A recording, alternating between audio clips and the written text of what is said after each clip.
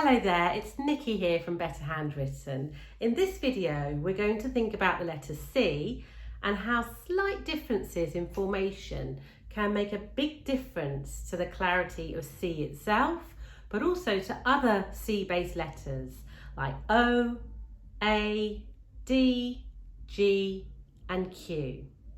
Let me show you. This formation of C is very common. You can see how it looks like it's fallen backwards.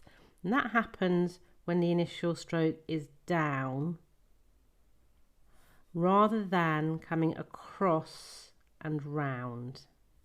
You can see how that impacts on the formation of letters like A and D because you tend to get these little gaps that are left. This formation, which is tilting forwards, happens when that start point is a little bit too low, and so in coming around it's actually tilting forwards. Here again the start point is a little bit too low, and so coming around to form the C and trying to finish off underneath means there's not much of a gap between the start and end point. That can look a little bit like an O.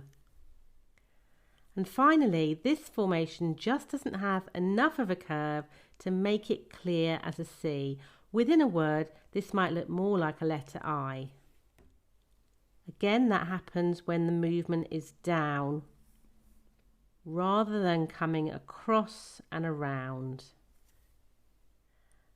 And that base formation can leave letters like A and D looking very thin and squashed.